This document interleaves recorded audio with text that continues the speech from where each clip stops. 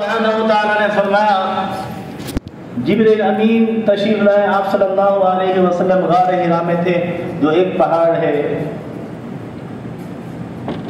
جو اس کو انگلش میں کیو کہتے ہیں، غار ہے، اور آپ سے حکم فرمایا اتنا پڑھو، تو آپ صلی اللہ علیہ وسلم ما انا بقاری، میں پڑھا ہوا نہیں۔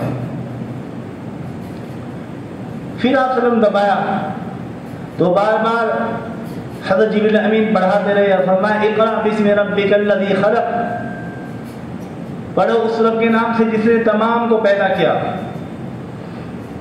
تمام مخلوقات کو پیدا کیا۔ تو آپ صلی اللہ علیہ وسلم نے پڑھا اقرأ بسم ربک الذی خلق۔ تو دیکھیے کلام پاک میں ہزاروں آیتیں ہیں، لیکن سب سے پہلی جو آیت اللہ سبحانہ و تعالی نازل کی وہ نماز کے بارے میں نہیں، روزے کے بارے میں نہیں، زکوٰۃ کے بارے میں نہیں، یہاں تک کہ توحید رسالت کے بارے میں بھی نہیں، اپنی عبادت کے بارے میں بھی نہیں۔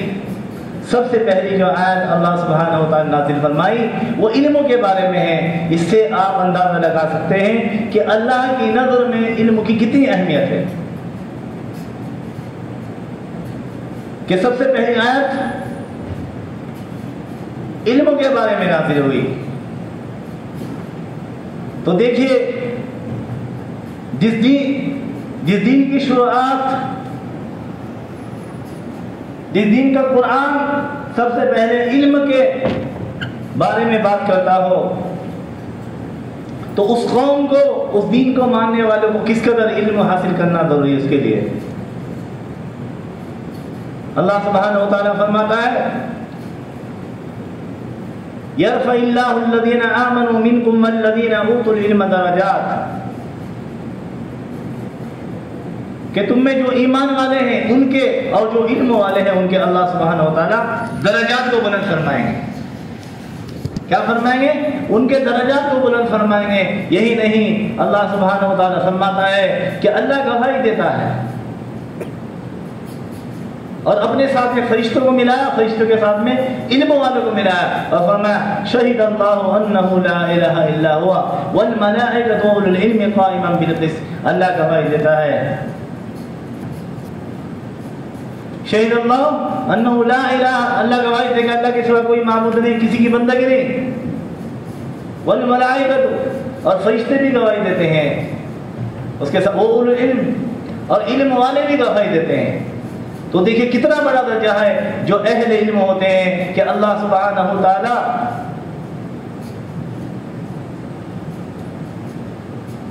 اپنے ساتھ بیان فرمائے کہ میں بھی گواہی دیتا ہوں، فرشتے بھی گواہی دیتے ہیں، اور علم والے بھی گواہی دیتے ہیں۔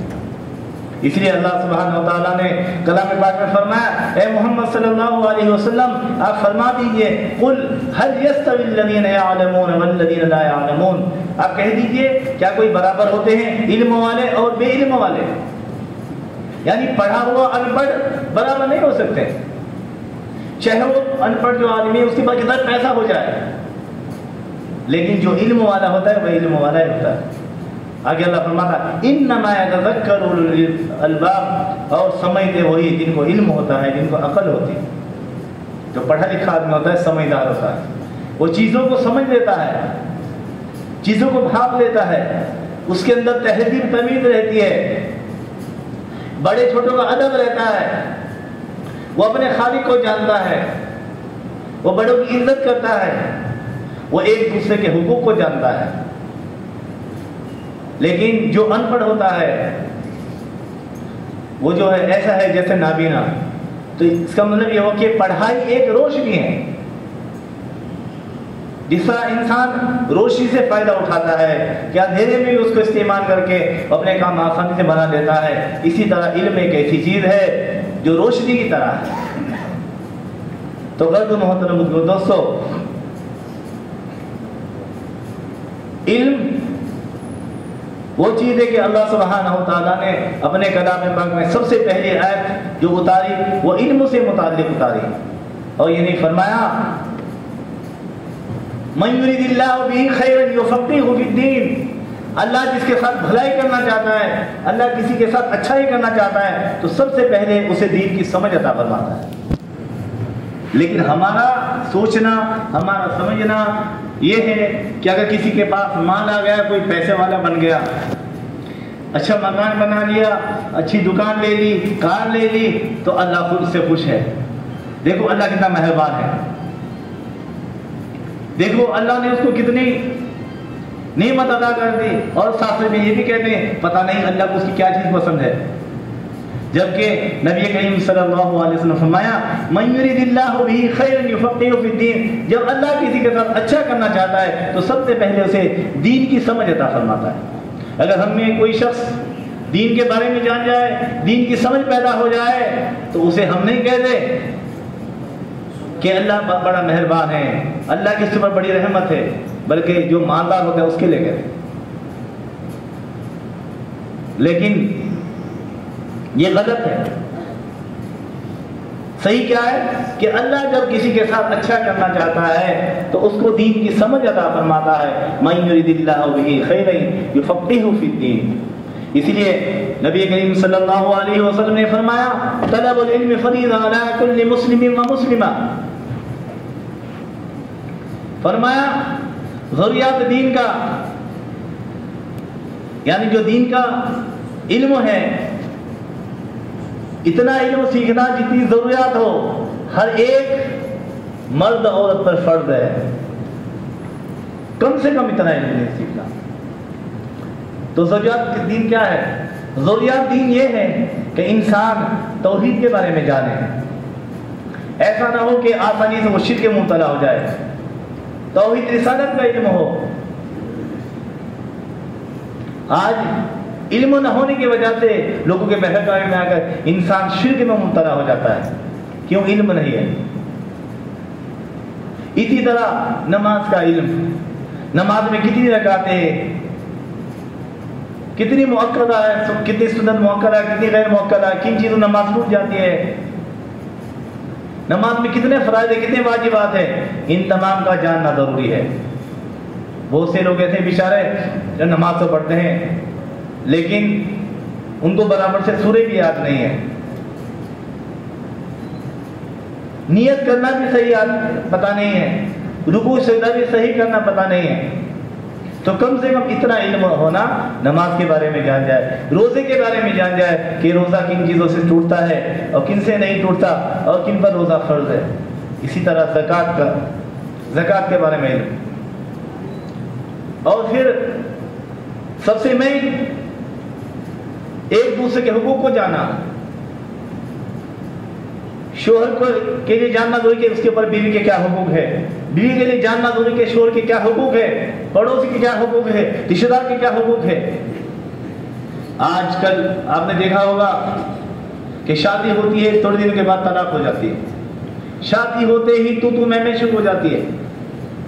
کیوں؟ ایک دوسرے کے حقوق کو نہیں جانتے، بیوی شوہر کی عزت نہیں کرتی کیونکہ اس کو اس کے حقوق کے بارے میں پتہ نہیں کہ میرے شوہر کے کیا حقوق ہے۔ شوہر بیوی کی عزت نہیں کرتا، کیوں؟ اس کو اس کے حقوق کے بارے میں پتہ نہیں۔ تو اگر یہ بیسک علم ہو جائے، ضروریات، یہ کیا ہے؟ ضروریات دین، تو یہ سب ضروریات ہے، ایک دوسرے کے حقوق کو پہچانے جانے، تو اتنا علم دین سیکھنا ہر ایک مرد عورت پر فرض ہے۔ پہلی بات تو ہم سیکھتے نہیں، اگر سیکھتے ہیں تو ہم سمجھتے کہ ہمارے مرد بچے اگر جا کر پڑھ لیں تو ان کے لیے کافی ہے، عورت بچوں کی پرواہ نہیں کرتے۔ آپ صلی اللہ علیہ وسلم فرمایا علی کل مسلم و مسلمہ، مرد اور عورت دونوں پر۔ تو اس لیے محترم دوستو، ہمیں چاہیے کہ اگر ہمیں خود علم نہیں تو علم کی عمر نہیں ہوتی، ہم خود بھی سیکھیں اور اپنے بچوں کو بھی جو ہے دین کی تعلیم دیں۔ نبی کریم صلی اللہ علیہ وسلم نے فرمایا جب کوئی طالب علم دین کسی راستے پر چلتا ہے اللہ اس کو جنت کے راستے پر چلاتا ہے، کیونکہ علم کا راستہ ہی جنت کی طرف جاتا ہے۔ اور یہ نہیں، آپ صلی اللہ علیہ وسلم فرمایا کہ جو طالب علم دین ہوتا ہے فرشتے اس کے لیے اپنے پر بچھا دیتے ہیں، زمین آسمان میں جتنی بھی مخلوق ہے تمام مخلوق حتیٰ کہ مچھلیاں جو پانی کے اندر ہے وہ اس کے لیے استغفار کرتی ہے. اور فرمایا کہ ایک عالم دین کی فضیلت عابد پر ایسی ہے. عابد عام آدمی نہیں، عابد جو عبادت کرتا ہے، جو ہمیشہ نماز پڑھتا ہے، روزے رکھتا ہے، تسبیح پڑھتا ہے، اس پر ایسی ہے جیسے کہ 14ویں رات کے جو چاند ہوتا ہے اس کی فضیلت ستاروں پر ہوتی ہے. اتنی بڑی فضیلت ایک عالم دین کی. وہ الگ بات ہے کہ آج ہم عالم دین کو معمولی آدمی سمجھتے ہیں، عزت نہیں کرتے. لیکن آپ صلی اللہ علیہ وسلم نے فرمایا کہ عالم دین کی فضیلت ایک عابد پر ایسی ہے جیسی 14ویں رات کے چاند کی فضیلت ستاروں پر.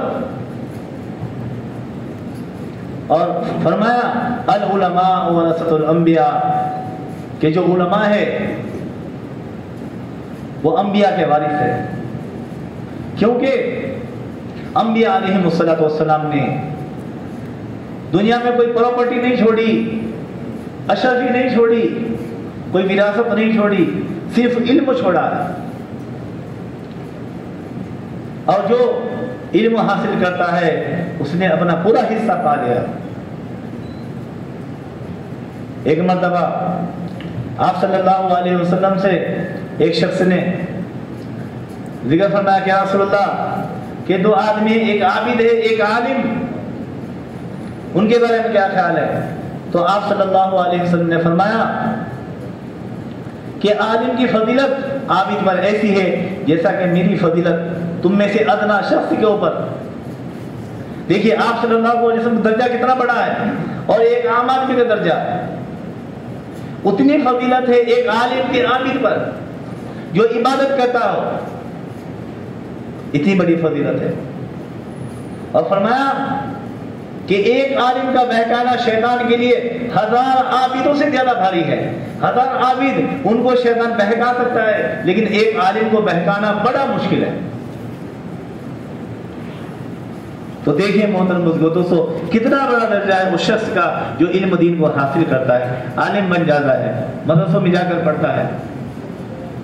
ایک مرتبہ آپ صلی اللہ علیہ وسلم مسجد نبوی کے اندر داخل ہوئے تو دیکھا کہ دو مجلسیں ہیں. ایک مجلس وہ ہے جو لوگ عبادت کر رہے ہیں، کوئی نماز پڑھ رہا ہے، کوئی قرآن کی تلاوت کر رہا ہے، کوئی تسبیح پڑھ رہا ہے. اور دوسری مجلس وہ ہے جو ایک دوسرے کو دین سکھا رہے ہیں، فقہ سکھا رہے ہیں، مسئلے مسائل سکھا رہے ہیں، کوئی سیکھ رہا ہے کوئی سکھا رہا ہے. تو آپ صلی اللہ علیہ وسلم ان دونوں مجلسوں کو دیکھتے ہیں اور فرماتے ہیں کہ دونوں خیر کی مجلس ہیں، لیکن پہلی جو مجلس ہے جو عبادت کر رہے ہیں، اگر اللہ چاہے تو ان کو دے دے، اگر نہ چاہے تو ان کو نہ دے.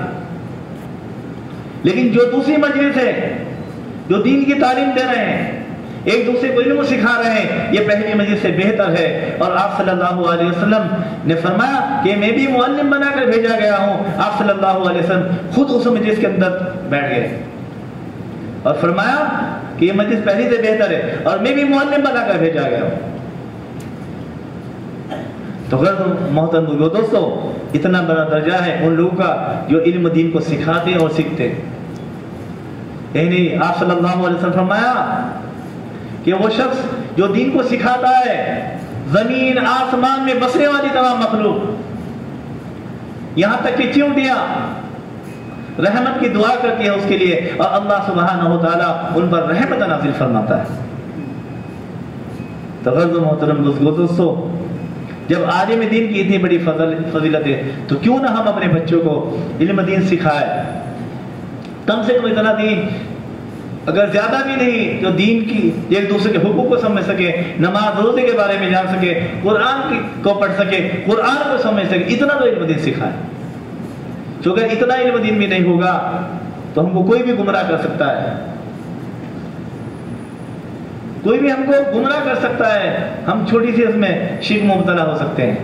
تو اس لیے محترم دوستو ہم جس طرح اپنے بچوں کو اسکول بھیجنے کی فکر کرتے ہیں، اچھے سے اچھے اسکول میں ان کا ایڈمیشن کراتے ہیں، پھر ٹیوشن لگاتے ہیں، اسی طرح ان کو دین کی تعلیم دینے کے بارے میں فکر کریں.